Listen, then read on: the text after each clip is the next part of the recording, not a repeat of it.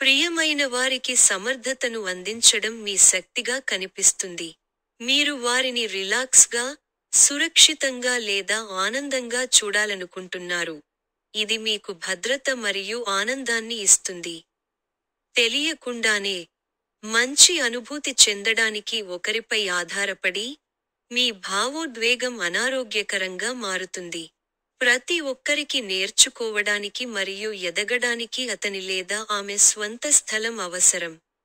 అలా చేయడానికి మీరు కూడా మీకు స్థలం ఇవ్వాలి. అన్నీ ఉన్నచోటే ఉండాలి. అయినప్పటికీ, మీ మ్యాజిక్ టచ్ అవసరమయ్యే వాటిని మీరు అసంపూర్ణంగా కనుగొంటారు. మీరు రెచ్చగొట్టేది చిరాకు. ఈ వాతావరణంలో ఎదగడం ఎవరికైనా కష్టం. మీలో ఏ వ్యక్తిగత అభివృద్ధిని ఉపయోగించుకోవాలో మీరు అంతర్దృష్టితో వివేచించాలి. అప్పుడు ఈ ఉదాహరణతో నడిపించండి. ఎంచుకోవడం మరియు ఎంచుకోవడం, మీ నోటికి ఏదీ రుచిగా ఉండదు. భిన్నమైన దృక్పథాన్ని కలిగి ఉండటానికి మీరు ఇష్టపడని వాటికి మీరు తప్పక ఇవ్వాలి. పాత నమూనాకు కట్టుబడి ఉండటం స్వీయ అభివృద్ధికి మంచిది కాదు. కాబట్టి మీ తీర్పును వదిలి మీ గ్రహణ శక్తిని పెంచుకోండి.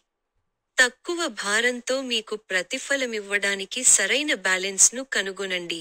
ప్రతికూల ప్రకంపనలు ఉన్నటువంటి మీ ఆరోగ్యానికి ప్రయోజనం కలిగించని కొన్ని కార్యకలాపాలను మీరు వదిలివేయడం దీనికి అవసరం.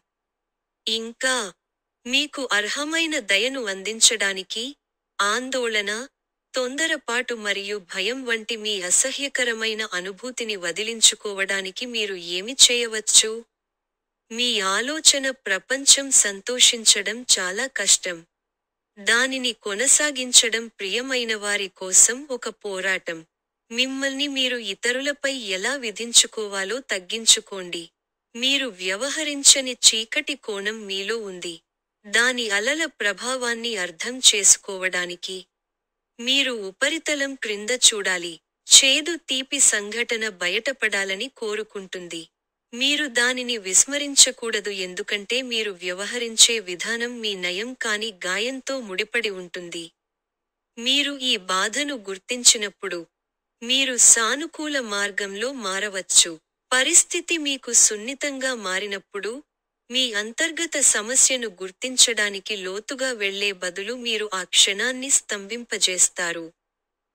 మీరు ఎవరని అనుకుంటున్నారో వారి కథనాన్ని మీరు నియంత్రించలేరు. మీ గురించి మీకు తెలియని, లేదా చాలా, ఏదో ఉంది. నిర్దిష్ట సంబంధం కోసం రక్షించాల్సిన బాధ్యత మీ భావం కారణంగా ఎవరు ఒప్పు లేదా తప్పు అనే దానిపై ప్రాధాన్యత ఇవ్వబడుతుంది. ఈ స్థితిలో ప్రేమ సంబంధంలో చీకటిని సృష్టిస్తుంది. మీ వైఖరి ఈ వ్యక్తిని ఎలా బాధపెడుతుందో చూడండి. సానుకూలత పెరగాలంటే వ్యక్తిగత స్థలంలో గౌరవం అవసరం.